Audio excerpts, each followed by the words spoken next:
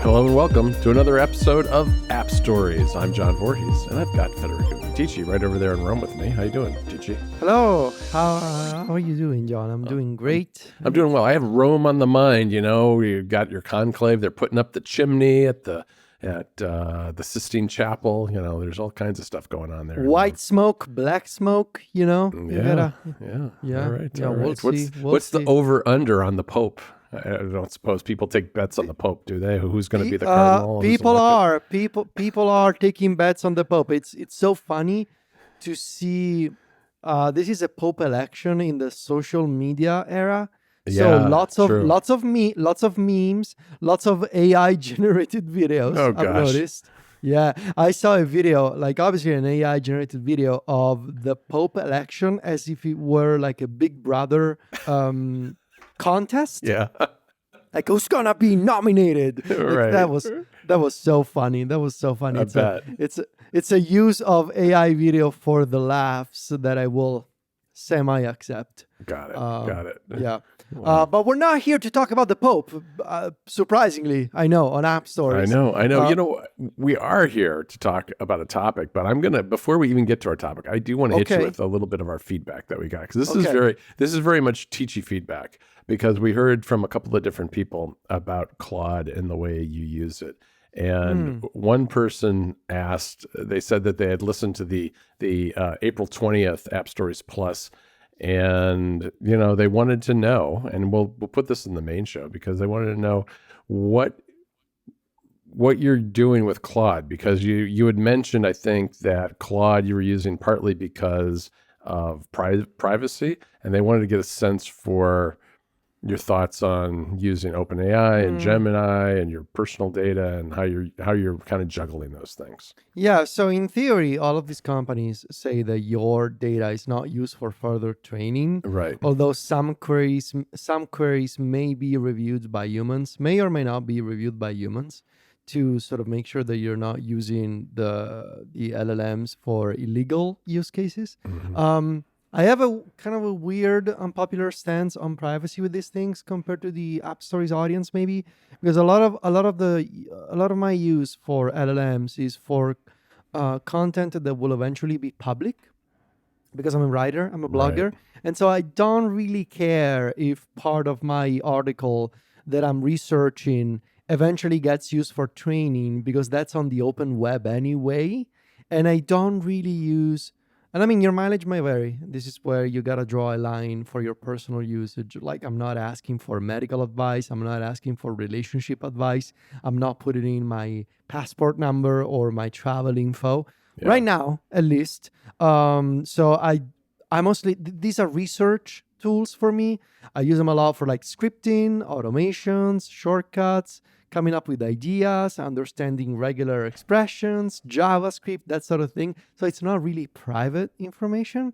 So I don't really think about it too much. And right now, things in the AI space are changing so quickly, but right now my usage is mostly consolidated around ChatGPT and Gemini, specifically Gemini for coding and ChatGPT and the different models for everything else. Mostly because like I need a guarantee that I need to have API uptime from those services. And I've had so many problems with the Anthropic API stability, speed, different outages over the past month. And so I've decided to mostly consolidate my workflow around GPT, and specifically 4.0, the regular one for chat, 4.1 and 0.3, depending on what I'm doing, and Gemini 2.5 Pro for like the heavy duty coding tasks or transcription tasks. So that's what I'm doing. Yeah. All right. The other question we got was from Nicholas, who has been using Claude to do things like organize notes for work, and also for learning to become a better barista, which I thought was kind of an interesting use for Claude. But Nicholas was curious whether those kinds of projects in Claude could be replicated in either ChatGPT or Gemini. And mostly you can. ChatGPT has projects, Gemini has gems. Right. I think projects are on ChatGPT are a better UI, especially now that you can do a project and use O3 or O4 Mini. So you can have these reasoning models that have your project reference material, both text instructions and reference content, so PDFs, text files, whatever, as a source of quote unquote truth for the model to ground its responses on. Gems, you can now use 2.5 Pro with Gems. I don't really like the UI of Gemini Gems. Supposedly those are gonna be much better after Google I/O. I think Google has a lot of updates in store for Gemini Gems. But I think I have replicated my Claude projects with ChatGPT projects, and they're fine, especially now that ChatGPT can do a better job at following directions. So if you have a highly structured prompt with multiple sections, multiple instructions, multiple directions, I think you can replicate what Claude does. And then it's just a matter of taste. A lot of people prefer the aesthetics and the stylistic language of Claude. I really like, for example, GPT 4.1. And the way he talks, the way he writes. So I'm mostly using that. But 4.1 is API only, so you cannot use 4.1 in projects. But that said, I use O3 in projects, and it does an excellent job at things like proofreading, finding like previous material, like, coming up with ideas for new shortcuts, like that sort of stuff. I think you can do a lot of interesting things if you combine a reasoning model with your own reference material. And then, of course, there's also, NotebookLM, which is I think for many use cases, the undisputed king of being able. I mean, you wrote about this in Mac Stories Weekly a few days ago, like using NotebookLM to make sense of the judge's decision regarding the Epic versus Apple case. And finding information in the 80-page PDF from the judge. That's an excellent use case for NotebookLM. Yeah. It really helped me stay focused on the writing and not get lost in the research and to find things more quickly. I think the other thing worth noting that's a difference when it comes to projects in Claude is that Claude allows you to have team accounts and share projects among other people, which we were doing for a while. We actually have stopped doing that and moved back over to ChatGPT. So to the extent that we have shared Mac Stories projects, we simply just share the details with each other. Federico will send me the instructions and maybe the backup material for a project, and I'll just upload it to my account and we'll do it that way. It's there's a little more friction there, but it's not that bad really. Yeah. All right. That being said, now begins the annual tradition. Yes. Just before WWDC of the AppStories wish list episodes. We've been doing this for many years. Yep. And we're going to do another series for all of the operating systems that we think are going to ship at WWDC. iOS and iPadOS 19, watchOS 11, tvOS 19, macOS 16, visionOS and visionOS 3.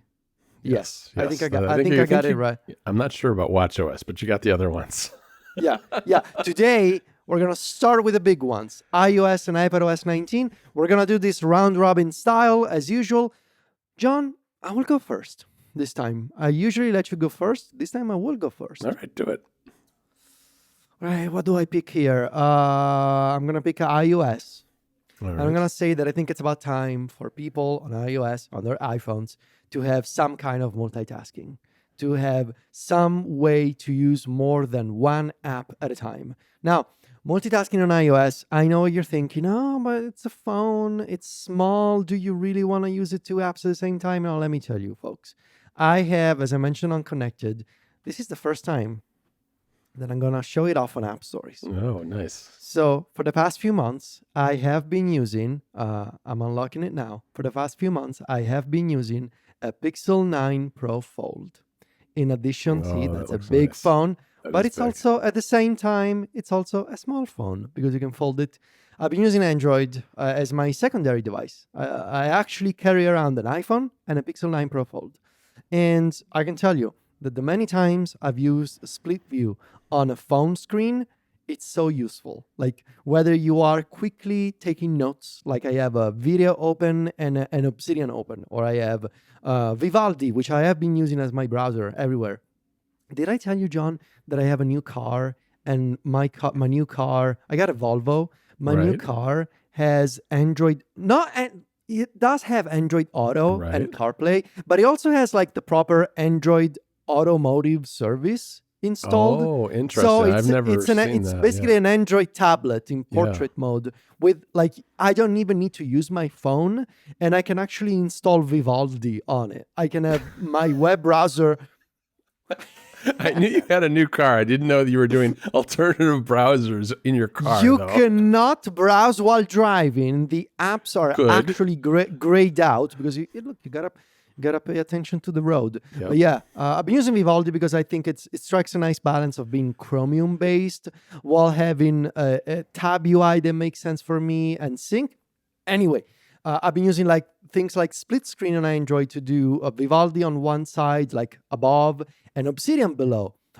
It's been so nice to just be able to, and it's not like I multitask all the time, but this is why I think Apple should do. I think it's about time for iOS to get a multitasking system so that next year, in preparation for a foldable phone, Apple will have a system in place that kind of works like Android, where if you're using your phone in phone mode, you have a vertical split view, but the moment you open it up, you have a regular traditional horizontal split screen. Yeah. And I think knowing Apple and their excellent design skills, I'm sure there are plenty of ways for Apple to make it look nicer than Android. It usable. Make it usable, take advantage of all the like animations and transitions that iOS supports. I wouldn't be surprised if Apple does it and it's like Swift UI only even.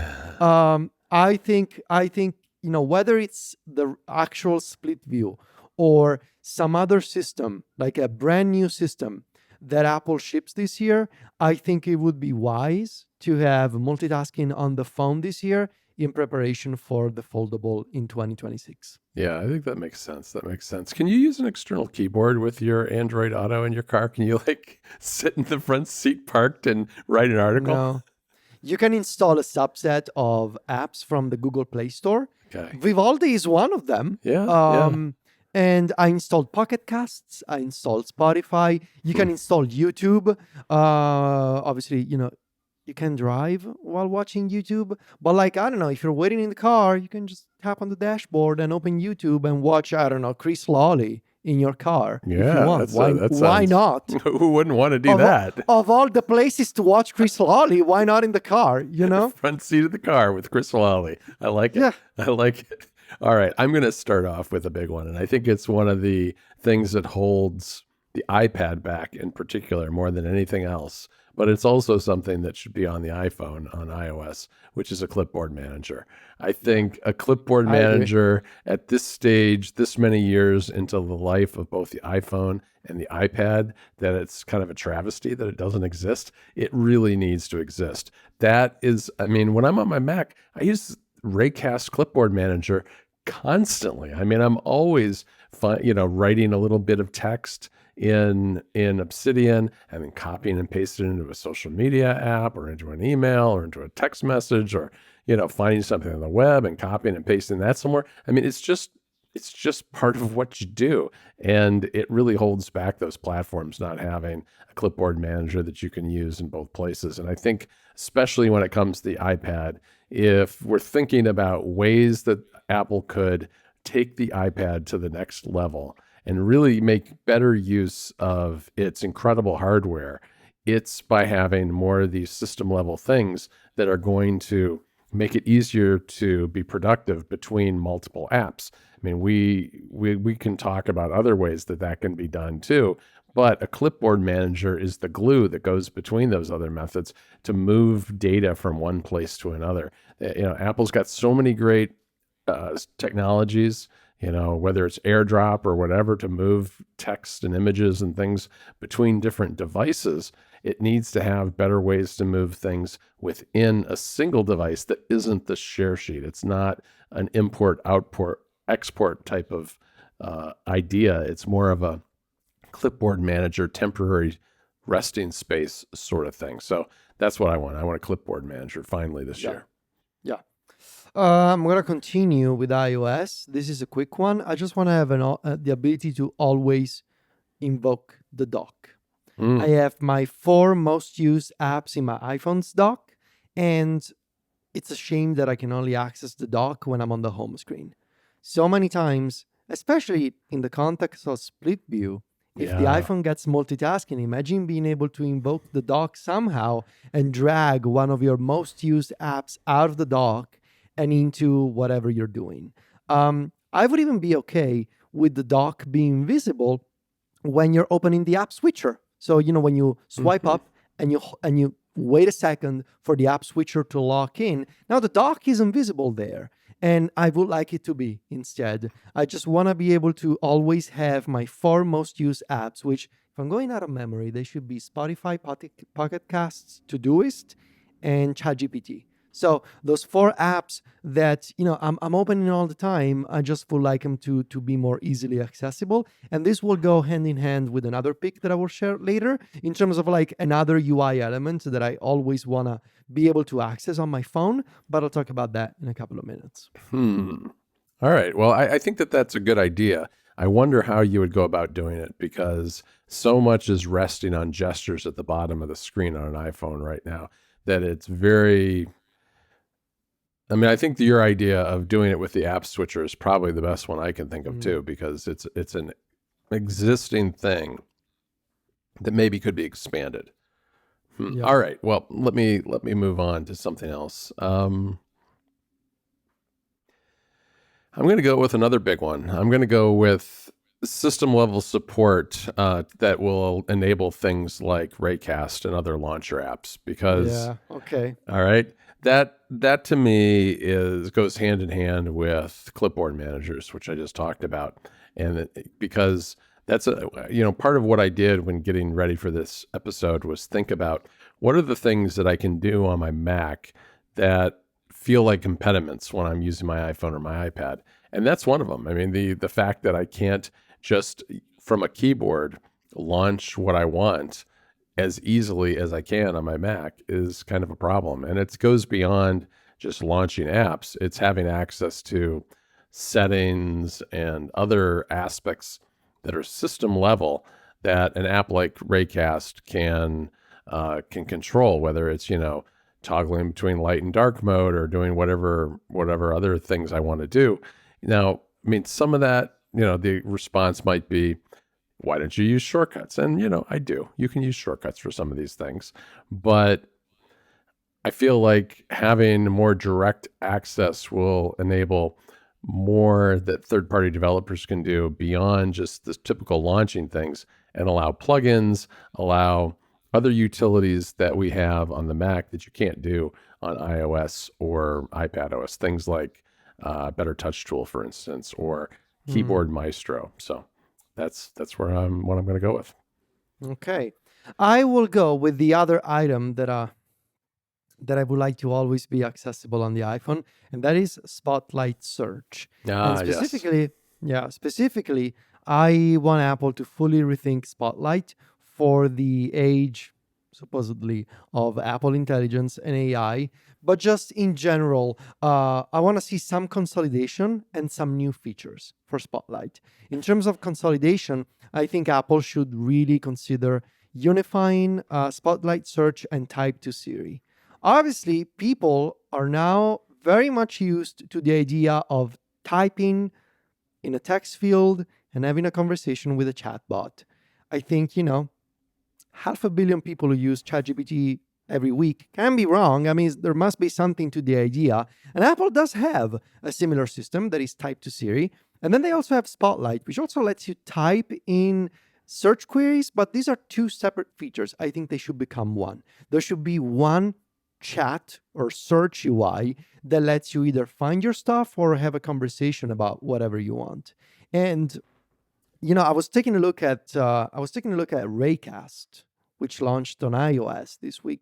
And while I'm not fully sold on what Raycast is doing on iOS, if anything because of system limitations, I think there is something to the idea of it's one place where you can search, you have AI, or you have your favorite launchers. Because Raycast on iOS, it's kind of like Launch Center Pro from that point of view. Like, it lets you customize your favorite shortcuts, your favorite launchers. Right. And I think the idea of a single spotlight that combines Spotlight with Type to Siri and maybe is even a little bit customizable so that you can pin your favorite shortcuts or you can pin your favorite apps, I think it would be pretty awesome as a thing to have on iOS. And let me, and I know that it's challenging, maybe it could be an action button thing, but let me invoke Spotlight from anywhere I am on the iPhone. Again, not just from the home screen.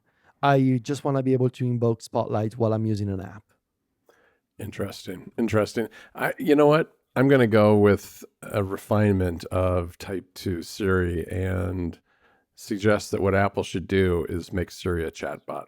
I think that people are at a point now with ChatGPT and other large language models that they've become comfortable with those kinds of UIs. I mean, it's essentially the UI for something like WhatsApp or iMessage anyway. Yeah. So why not lean into that and take advantage of what people are familiar with instead of having to invoke some kind of gesture? I think, that would allow Apple more room to do things like keep a log of your queries, allow you to get back to them, maybe include some UI to take those older responses using the share sheet. Let's take this response and shoot it over to Notes, or maybe I'll use it as the basis for a document and Pages.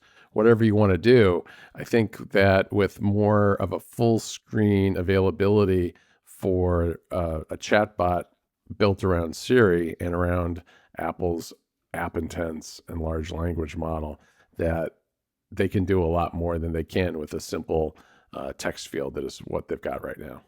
Yeah. I'm going to move to the iPad. Okay. Now, the obvious pick would just be show some love for iPadOS. Yes. So let's assume that they're going to show some love for iPadOS. The obvious one would be better multitasking. I feel like we tried Stage Manager. It's been 3 years. It's very clear to me that power users don't love it. So I would like for Apple to come up with a multitasking system for the iPad that people are going to love, the power users are going to love. Whether that means getting rid of the 4-window limitation per workspace or freely resizable windows that resize in real time, or no limitations in terms of where you're supposed to place a window. I don't know what it is. Just make a multitasking system that power users are going to love, because I think we can all agree that people don't love Stage Manager. People use Stage Manager. I don't think anybody truly loves Stage Manager. No. And give us clamshell mode, Federico. And that was also going to be a next pick for me, like clamshell mode. Like if I'm using the iPad Pro, look, the thing is, I haven't used my iPad Pro as my main computer for the past couple of months. This is a bit of a episode for reveals, I guess. Although the Pixel 9 Pro Fold I mentioned on Connected before, I've been working on a MacBook Pro for the past couple of months, and that'll be a story, hopefully before WWDC on the sites at some point. These are the two big stories I'm working on: the Pixel 9 Pro Fold and my return to the Mac. But I would love to use the iPad Pro again. I do miss the iPad Pro. And, a lot of the other picks that I will share in this episode are sort of related to the differences of the things that I can get done on the iPad Pro versus the many other things that I can get done on macOS. But one of them is just I have better multitasking. And right now I'm looking at my MacBook Pro closed with the lid closed in clamshell mode. And I'm getting a giant macOS UI on my external monitor. Yep. And I should be able to have just that with my iPad Pro and an external keyboard and a trackpad. And I think it's a bit of a travesty that we still don't. So that was also a pick for me. Yeah, I agree. I mean, the other thing I think we should see is something that relates to shortcuts tangentially, which is how Apple approaches the control center. And when I thought about this, I thought very specifically about reminders and how I think I'd like to have more customizable. I'd like to have customizable controls for reminders in Control Center. The kind of thing that would let me access a particular list or add an item to a list.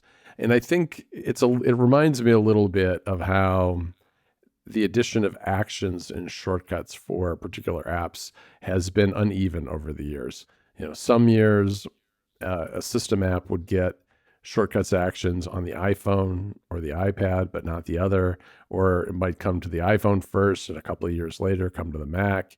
I feel like if there are new features coming to a system app, one of the checkbox items that should be considered when it's being released is what controls make sense to add to the Control Center. Because I've really liked the new Control Center. I don't use it.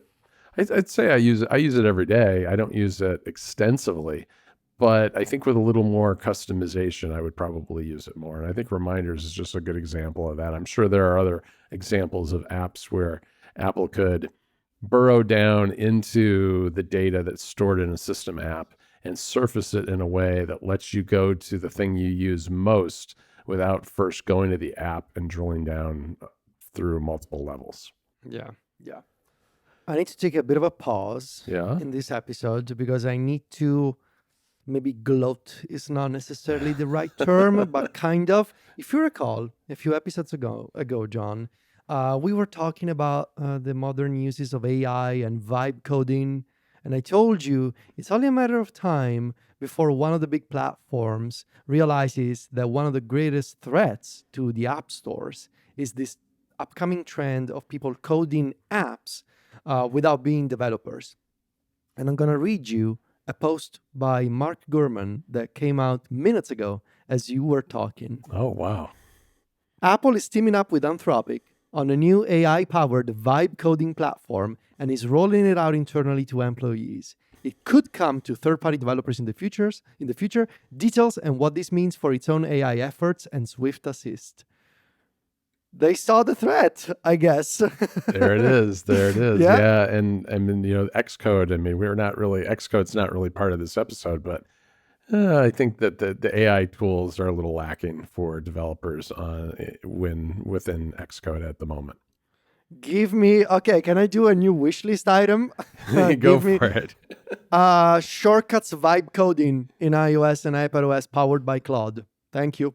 Yeah. That's this is actually a thing that I theorized years ago. Yep. Let me create shortcuts with natural language. I guess now I can be a little more hip, a little more, Gen Z about it and say, let me vibe code my shortcuts with LLMs. And look, some of my more advanced shortcuts, the really advanced stuff, you cannot vibe code that, but as a starting point, as a rough draft. And for chunks of it, and for chunks of it, functions, routines, that sort of stuff, it will be an excellent time saver. You've made shortcuts, team up with Anthropic. Claude 3.7 is excellent at coding. Yes, thank you. So that's a new wishlist item has been added on the fly during the episode. Let me vibe code shortcuts. I'm going to pile on with this one, Federico, and say what you can do is once you've vibe coded your app using Anthropic, you can sell it on the App Store and link out. Yeah. We're going to talk about that in the pro show. We're going to talk about that in the pro show. All right. I kind of cheated with a new pick. Cheat. That's okay. Sorry. Let me say on iPadOS, a better Files app. Just a better Files app. Make it more like Finder. Make it faster. Make it more reliable. More filters. More filters, more view options, more sorting options, saved searches, smart folders. I mean, you name it. You literally name it. Pick of the 20 more features that Finder has compared to the Files app, pick 5, and I'll be happy. That's the pick. Yeah. I'm going to go with the simple one, Federico. I want the Journal app on iPad. I don't use the Journal app, but I think there might be a chance that I would use it more if it was on the iPad. It's iPhone only, and I find it a little odd that it's only on the iPhone, given that the iPad is easier to use with a keyboard. So is the Mac, for that matter. But this isn't a Mac OS episode. I'd love to see it on the iPad. I think it's time for that. I know that there are probably privacy issues there because the journal app can import health data and that sort of thing. But that's been solved elsewhere. I mean, the health app itself is available on both iPadOS and iOS. I think that's whatever the solution was there, it should be replicated for journal if that's what the impediment is. Mm-hmm. I'm going to continue with AI, and I will mention any sign of life from Apple Intelligence. Any sign of intelligence? Any sign of intelligence. No, any sign of life, Intelligent and then life. any sign of intelligence. Yeah, anything really. Maybe they got a demo. You should have heard Tim Cook list the long list of Apple Intelligence features during the earnings call yesterday. Or maybe I shouldn't have. But no, maybe they should actually properly demonstrate app intents and context awareness again. Or maybe it could be, this was also going to be one of my picks, natural language editing for photos. Apple actually published a white paper on this last year on editing pictures in the Photos app using natural language, like make the sky red or make it blue or make the pizza bigger, like non-destructive AI-powered natural language-based photo edits. That could be a feature. Mentioned the vibe coded shortcuts. I would love to see a better framework for augmenting Apple Intelligence with more extensions. Have more integrations beyond ChatGPT, Google Gemini, Claude. Maybe come up with a framework that lets me choose manually instead of waiting for Apple executives to strike a deal with Google or Anthropic.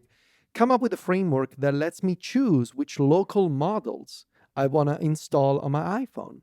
And instead of having to download 20 different apps from the App Store, and those 20 apps, each of them wants me to re-download the same model locally inside the app, wasting storage on my iPhone. Maybe come up with an API for developers of AI apps to say, well, we're accessing the same model that has been installed safely, sandboxed, but it's one model downloaded on the user's device. Yeah. Whether that means, I can install an iPhone optimized version of Llama or an iPhone optimized version of Qwen, whatever it is, but have a unified. I actually wrote about this on Mac Stories a few months ago. Come up with a system that doesn't make me waste storage.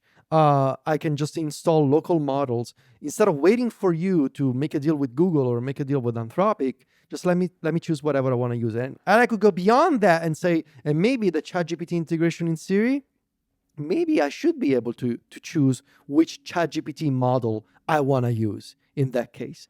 I believe that for obvious reasons, performance-wise and cost-wise, Apple is using GPT-4o.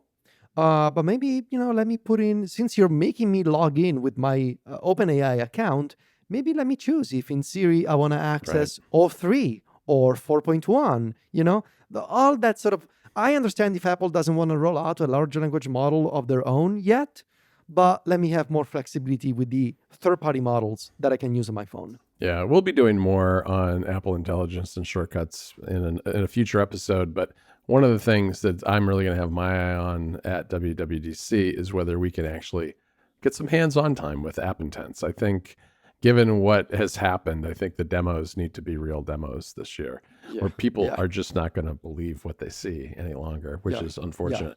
All right, so following on the iPad and talking about apps, I think that Final Cut Pro and Logic Pro 10 were great additions to the iPad. I think that those are classes of apps that we don't see that often. There are third parties that are making these apps, but Apple made these two, and I think they ought to push them forward faster and with more integrations that allow them to be closer to what's available on the Mac. And for me, one of the biggest things there is plugins with Final Cut Pro on the iPad, because Apple said they were going to do that when they introduced this app a couple of years ago, and they haven't done it. And there is a vibrant community of developers creating Final Cut Pro plugins that YouTubers use and rely on and end up using Macs instead of using iPads because, what do they can start on an iPad, but they invariably need to take the project into a Mac to do the plugins, the effects, and all that kind of thing that they need. And that's just too bad. I mean, there's no reason why an M4 iPad Pro can't run those plugins if it can run Final Cut Pro itself to begin with. So I would really love to see that. There are fewer limitations when it comes to logic, but I think both apps, if the iPad Pro is really going to become a pro device beyond the scope of its hardware specs, they need to be pushed forward and kind of set the example for other companies that are thinking about making apps like this. And, ones that come to mind from third parties are things like DaVinci Resolve, which is a very, advanced app on the iPad too. But I'd love to see this spurred a little more. And maybe what needs to be done, maybe Apple needs to actually go out there and commission some of these things, or, provide some sort of incentive for third parties. Because I think Apple for too long has come to the conclusion that they don't need to incentivize anybody to do anything because they're Apple and it's their iPhone and their iPad, and developers will just make apps for their platforms because they'll make a lot of money. That's not as true on the iPad. It's not as true on the Vision Pro. It's not as true on a lot of things these days. And I think that those kind of things need to be rethought and reconsidered so that all of these platforms besides the iPhone remain vibrant as well. I'm gonna have 2 iPad picks rolled into one. I would love to see Apple bridging the gap between shortcuts actions on the Mac and shortcuts actions on the iPad. Oh, for sure. If they redo multitasking on the iPad, I think it's time it's on par with the Mac version when it comes to the shortcuts actions. So things like finding windows, moving windows, recreating workspaces, that sort of stuff. It's a two-way street, that one, though, because there are things like in Safari and so forth that you can't do on the Mac, I think, that you can do on iPhone or iPad. Yeah. But I will also mention I want to have a terminal on the iPad. I think it's time for pro users and tinkerers and people who want to use them as their main machine to have a sandboxed version of the terminal, like a shell. Let me, come up with a way to have a terminal app on the iPad for people who want to use it. It's sandboxed. It's installing everything locally and, cannot harm your device, but you have access to a shell. So, at that point, the world is your oyster, as they say. Like sandbox, but not too separated from the system level features of iOS and iPadOS. But even things like if I want to install FFmpeg or YouTube DLP or Simon Willison's LLM, like there are so many shell utilities that could help power users, developers when it comes to text files, for example, all that sort of stuff. We have some third-party terminal apps on the App Store, and it's fine. A Shell, great terminal app for the iPad that is on the App Store. It's sandbox. It's fine. You can download stuff that works on the iPad. I just would love to see an Apple sanctioned official terminal app. Right. And that will also mean that all of those run shell script actions in shortcuts that are exclusive to the Mac will also work on the iPad. Yeah, that would be nice. I'm going to go with, on the iPhone, revamping the tab bars, which is something that Ben McCarthy wrote about recently, and we linked on MacStories. I'll put it in the show notes.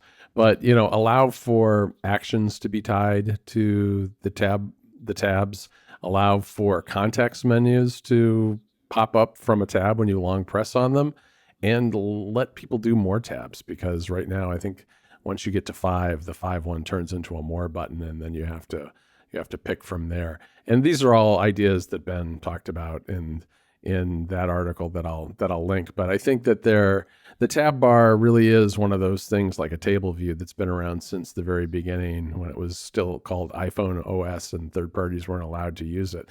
And it's changed, but it's not changed a lot. And I think that especially since the tab bar resides at the bottom of the iPhone, and if Apple is really rethinking how search bars might move to the bottom of the iPhone, and how the bottom of the iPhone just works in general from a software perspective. Tab bars ought to be part of that. So I'm kind of hoping that we'll see that this year. Yeah. My final one is also about design. I would love to see a more themeable, customizable UI, right? Not just the wallpaper, not just the lock screen or the home screen, but like an iOS interface that maybe is translucent and lets me, picks up the color of my wallpaper, for example. And so it's personalized for me. Or maybe a UI that supports, like on macOS, accent colors. Maybe I want to have, instead of the regular blue, I want to have a purple or a pink or a yellow accent color on iOS. I could see Apple going both ways about this, just saying, oh, it's, we have this new design language that is always personalized to the user, picks up the color of windows behind them, or picks up the color from the wallpaper on the iPhone, or to just say, well, in addition to that, you also can choose an accent color. I would love to see both. And I have no idea what to expect from the new iOS UI language, but I think it's going to be fun. So I hope that personalization is a core idea at the center of it. I think that one's likely. I mean, we've seen more and more personalization over the last few years. There are other things that can be done, and that's one that I like a lot. I think that's a great idea. Well, Federico, I think that's it for this episode. That's it. Yeah. That's it for iOS and iPadOS. Remember the time when it used to be easier? We could just say, oh, a calculator app on the iPad. Or, I would like to see a weather app on the Mac. Those were times. Yeah. Now we're talking about AI. Now we're talking about design. We're all grown up. We are. But there's ones that you can always kind of go back to and feel nostalgic about, things like that Clipboard Manager. I think we've been saying that for 10 years now. So there'll always be the Clipboard Manager. Well, folks, that's it for this episode of App Stories. Thanks for joining us. If you want to get an extended version of this show that's out early and ad-free, just go to appstories.plus. You'll learn all about what that's about, how you become a member, and how you can get even more of this show. You can find me and Federico over at macstories.net. You can leave us feedback for this show by going to macstories.net/podcasts, where you'll find a link to leave feedback for this show and all of our other shows. And of course, you can find both of us on social media, where Federico is at Viticci, that's VITICCI, and I'm at John Voorhees, JOHNVOORHEES. Talk to you next week, Federico. Ciao, John. All right, so are we here to talk about some court decisions or what? We are. They're dragging me back in, man. Here I am talking about the legal stuff again. So we got a very big decision this week from Judge Yvonne Gonzalez Rogers, who is a district court judge in California. So that's federal district court. And this is a case that's been going on since 2020. It all started with a kind of contrived dispute by Epic Games, who allowed in-app currencies to be added to Fortnite, where you could buy them directly from Epic Games inside the Fortnite app, which was a violation of the App Store rules. And that led to Epic having their developer account revoked, and it led to litigation where Epic Games sued Apple for... On the day when Fortnite was removed from the App Store. It was very well orchestrated. Yes, it was very well orchestrated. And I'm on the record saying that I found the whole way this was contrived very distasteful. I'm not a big fan of Tim Sweeney, but I do... But very clever. Very clever. I don't really agree with how it came about, but I think we got some good results from it, which we'll talk about in a moment. But the original lawsuit was an antitrust suit. Yeah. And at the end of the day, Apple won the antitrust suit. But they snatched defeat from the jaws of victory, as they say.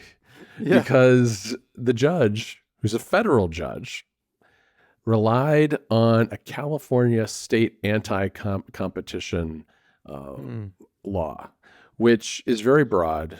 And basically, I mean, I'm not going to go into the details of the law because we have a lot to talk about. But that's what the judge hung her hat on, and it was appealed. So this was 2021 when that decision came down. It got appealed to the Ninth Circuit Court of Appeals, which affirmed the judge on pretty much everything except some attorney's fees things. There was a dispute over who was going to pay whose legal fees in connection with the lawsuit. And then it went to the U.S. Supreme Court, and the U.S.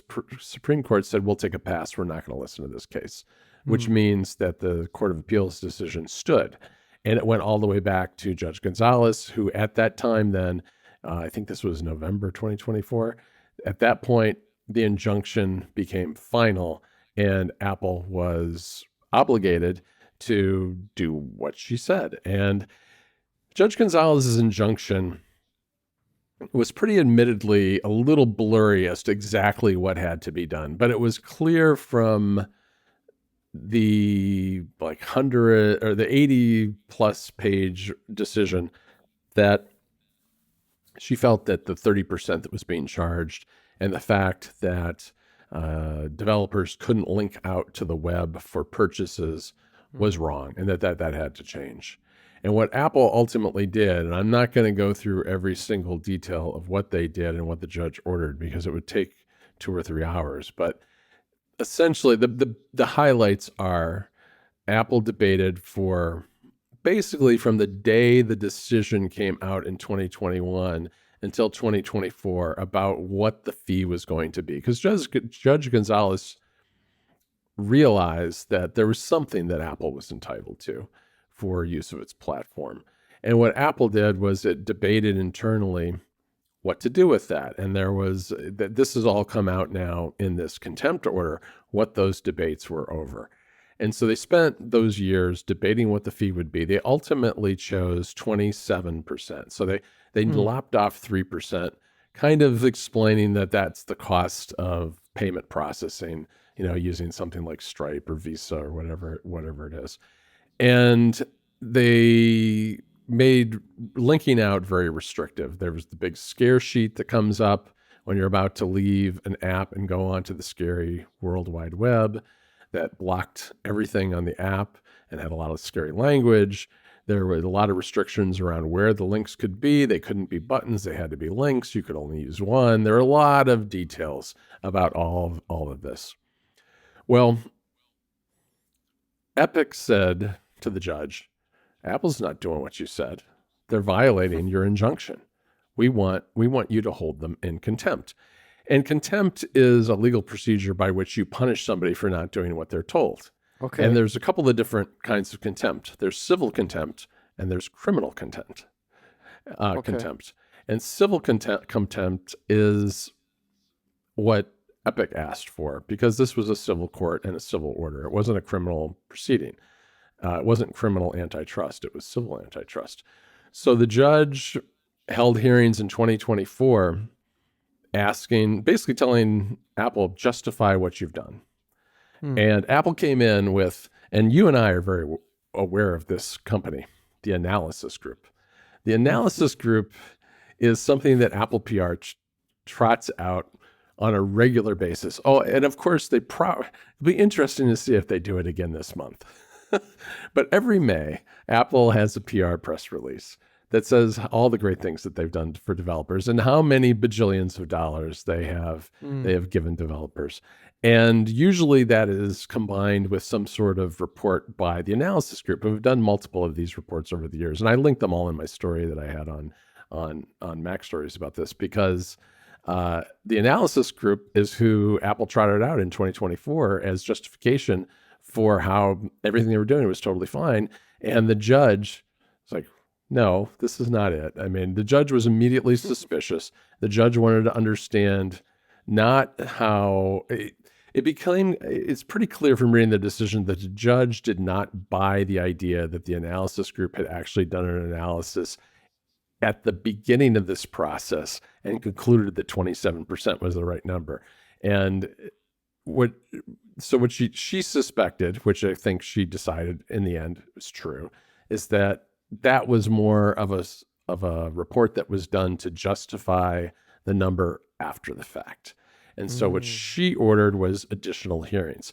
And right now, at this point in the story, all sorts of incredibly loud alarm bells should have been going off at Apple.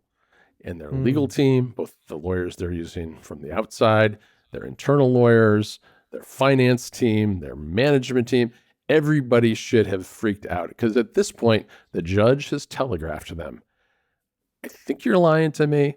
I don't trust you. I want to see all your documents. I want to see all your email. I want to see everything that you did between 2021 when I issued this decision and today in 2024. And they had to do that. And you know what they did? They did what big companies do with discovery. They dragged their feet. Okay. They said a bunch of stuff was attorney-client privilege, which in the end they had to hire like a special person, like a third party, to look at the stuff and decide whether it was really privileged or not. Because attorney-client privilege, that's where basically if you have a lawyer and you're talking to them about strategy, about your legal rights and obligations, you don't have to disclose that in litigation because that's how you're defending yourself. And but it only goes so far. It only goes so far. But what always happens with big companies, and I have been there, I have been the person who has looked at email and I'm enjoying this so much. I have been the person who has sat for hours at a time looking at thousands of pieces of paper with names on them of people I don't know, comparing it to a list of lawyers and trying to decide whether it was privileged or not. And what you do in that situation is you take the most conservative route possible, because God forbid you be the person who lets like the smoking gun through, right? The really important document that shouldn't be given to the other side that happens to be privileged. So you're very conservative. Apple was very conservative. Apple was too conservative. They were so conservative that they really pissed off the judge, because there were thousands of documents that were marked as privileged that ultimately they had to give up. And in the judge's eyes, it was a delay tactic, because she had ordered them to do something in 2021, and here we are in 2025, and it's still not really being done in her eyes. So she was upset. There were new hearings. There were new people who came and testified, including some senior vice president in the finance group, who she said outright lied. And when you read this opinion, I mean, where this all goes is the judge didn't buy Apple's story, not only about 27% being the right number, but didn't buy that they were telling the truth then, and as a result found them in contempt of court. And when you read this opinion, I've read lots and lots of judges' opinions over the years. This is a judge who is really, really angry. Judges tend to be very conservative and very level-headed and very try to appear as calm and objective as humanly possible. I think most of them do, especially in the federal courts, which the best judges in the country, in the United States, are the federal judges, really. There are good judges at state court level, but it's a really big deal to become a federal district judge. And she just ripped into Apple. Not only did she say that they were lying, but she said this individual, and named them, was lying. She referred the case to the U.S. attorney, right? The U.S. attorney for the Northern District of California, to investigate whether Apple or this individual in the finance group had committed crimes, and the crimes. Oh, so a criminal investigation. Yeah, this is now like this is like a whole nother level, right? So Apple has been held in contempt, and she had an order saying what they had to do, which we'll get to. But on top of that, Apple could be held in criminal contempt, and then fined. I mean, you can't put a corporation in jail. It's not a. But you can put an individual in jail. You can put an individual in jail, and that person who's in the finance group is under threat now of going to federal prison for having lied to a judge. Oh my God. I mean, it is, and this is like a little bit of a tangent, but I do think that it is important to remember what we're talking about, that this was an actual federal court proceeding, which I think still means something in America. I say I think only because there's, truth is a slippery thing these days. Truth is flexible these days. It is flexible these days. But here's the thing, is that like one of the reactions to this I've seen is that this isn't anything new. We already knew all this. But we didn't. We didn't really. We had assumptions. And I think people who watch Apple closely had assumptions about what was going on behind the scenes. I think we had a lot of hot takes on the internet about it. But we didn't have testimony under oath of people working at Apple and copies of their emails, copies of their presentations, copies of all this stuff showing exactly what happened behind the curtain, which is not something you get a look at very often at Apple. And it's pretty damning stuff.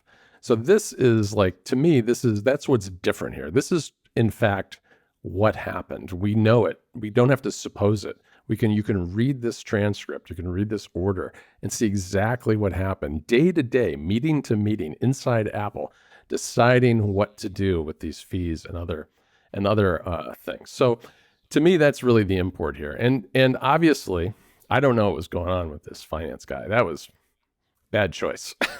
Don't lie to a judge. Lie to a judge. And so who knows where that goes.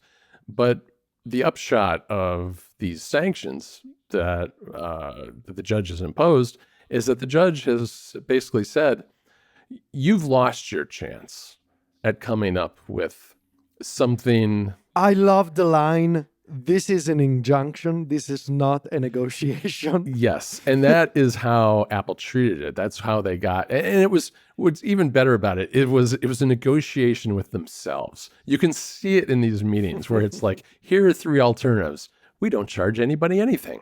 We charge everybody a little bit of something. Oh, we charge them nearly 30%. You know where you end up when you negotiate with yourself over what amount of money you should get? For more money. You come up with the more money option. I mean, that's obviously what happened. I mean, to his credit, like Phil Schiller actually said they shouldn't do the commission. And you know what? They should have listened to him because he sat through the entire initial trial. Phil Schiller was there. That's why you have, like, when you have like big litigation like this that is very important to a company, the reason that you have somebody with decision-making authority sitting there, bored out of their mind, listening to these lawyers drone on day after day after day. The reason you do that is so they understand what's going on and they get a feel for the judge and where the judge is going with things. Phil Schiller knew where this was going. And if Phil Schiller didn't, by 2024, when the judge said, I don't believe you, come back with your documents, that's why I say that the alarm bell should have gone off, because they should have known then that they were in deep trouble and that they needed to do something drastic to make this judge happy between the time that those initial hearings happened in 2024 and when they went back to court in 2025. Because instead what they did is they screwed around with documents and made the judge even angrier and then put up people on the stand who then lied. I mean, you couldn't do this worse, honestly.